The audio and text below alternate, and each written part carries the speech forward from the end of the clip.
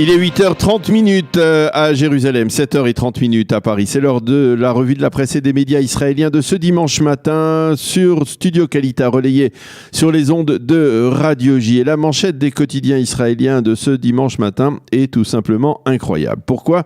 Eh bien parce qu'elle ne mentionne même pas, ou quasiment pas, en tout cas pas la manchette, mais peut-être dans la première page, l'événement particulièrement grave qui s'est produit jeudi soir avec le tir de 2 missiles en direction de Tel Aviv, et qu'elle fait totalement l'impasse sur la riposte israélienne intervenue dans la nuit de jeudi à vendredi, une riposte qui n'avait pas été mentionnée pourtant dans les journaux du vendredi.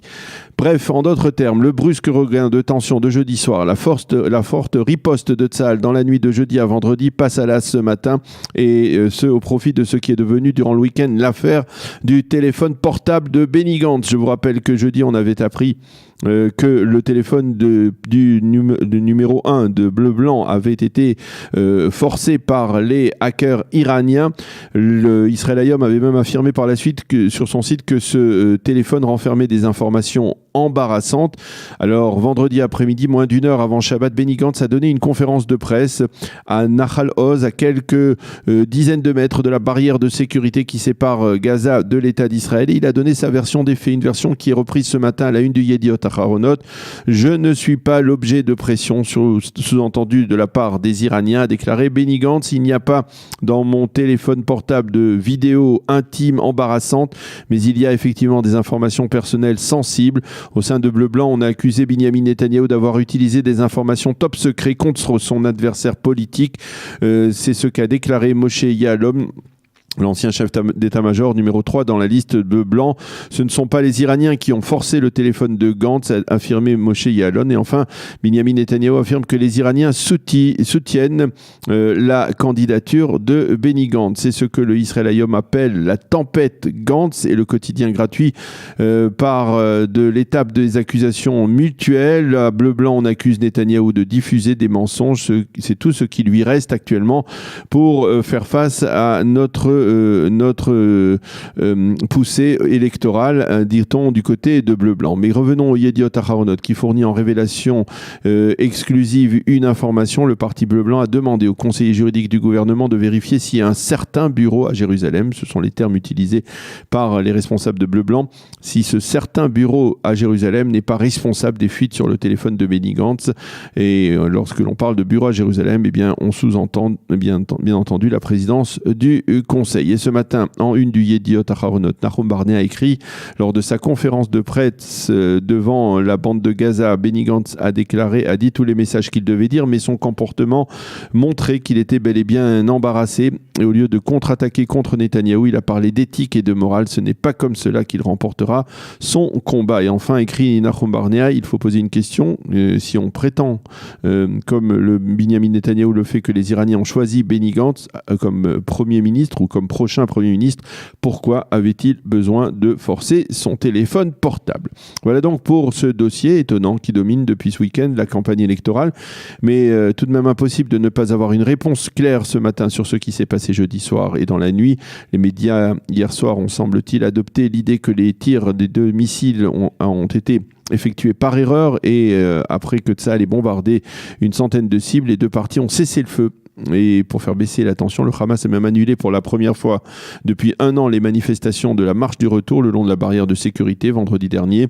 Le Israël Hayom est le plus détaillé ce matin puisqu'il mentionne en première page que c'est en fait une menace très claire des Égyptiens au Hamas, ou plus exactement à son chef dans la bande de Gaza, Yahya Sinwar, qui a apparemment poussé le mouvement terroriste au silence et au cessez-le-feu. Selon le quotidien, les Égyptiens auraient affirmé à Sinwar « Attention, si les Israéliens lancent une opération militaire dans la bande de Gaza, nous les laisserons faire, ils vous élimineront et le sang qui coulera sera sur vos mains », ont déclaré les Égyptiens donc à Yahya Sinwar, ce qui a apparemment eu un effet dissuasif auprès du leader du Hamas dans la bande de Gaza. En page intérieure, le journal souligne qu'au lendemain de ces attaques de fin de semaine, Binyamin Netanyahou lui-même se fait attaquer à la fois par la gauche et par la droite, ou se fait critiquer pourrait-on dire.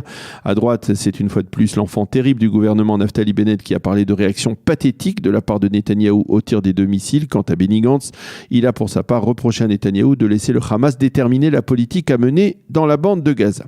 Dans le Maariv, Tal Levran semble partager les estimations de Tzal selon lesquelles les tirs de jeudi soir étaient une erreur. Effectivement, on peut avancer que le Hamas ait voulu, à l'aide de ces tirs, détourner l'attention des manifestations populaires contre lui, contre l'augmentation du coût de la vie dans la bande de Gaza, mais cela ne suffit pas à expliquer un tir sur Tel Aviv qui aurait entraîné une véritable confrontation s'il s'était terminé par des effusions de sang du côté israélien. Quant au général de réserve Tzvika Fogel, il considère qu'Israël a perdu toute force de dissuasion face au Hamas. Non seulement nous n'avons plus le courage de vaincre nos ennemis, mais nous nous efforçons de leur trouver des excuses afin que nous n'ayons plus besoin de réagir, écrit-il ce matin dans le Israël Hayom.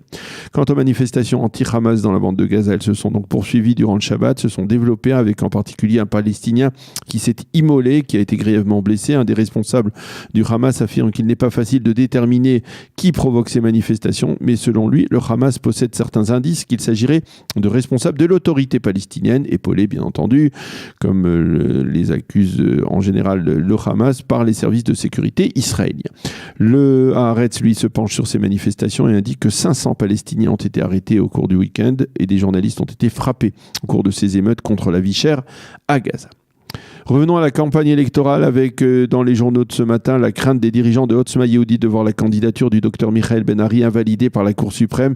Dans un tel cas de figure, Otzma a l'intention de demander à Betzalel Smotrich une sorte de compensation en exigeant la nomination de Baruch Marzel, qui est l'un des militants les plus radicaux, au poste de ministre. Le Israël Hayom lui souligne qu'au Parti travailliste, on s'étonne que les spots électoraux du parti attaquent Benny Gantz plutôt que Binyamin Netanyahou.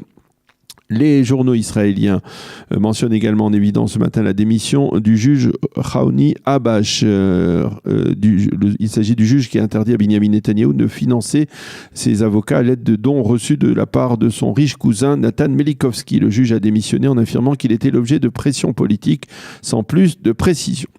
Et puis 2 titres dans la presse israélienne de ce matin qui se rapportent à des développements importants à l'étranger. Les journaux israéliens mentionnent tous également en évidence ce matin les émeutes graves qui se sont produites cette fois sur les Champs-Élysées entre les Gilets jaunes et les forces de police.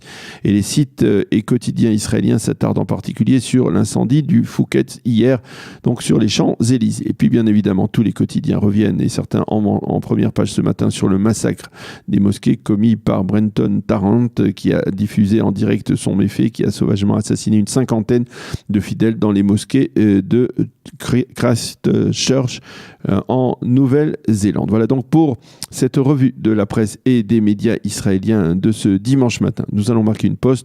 On se retrouve dans quelques instants avec notre invité.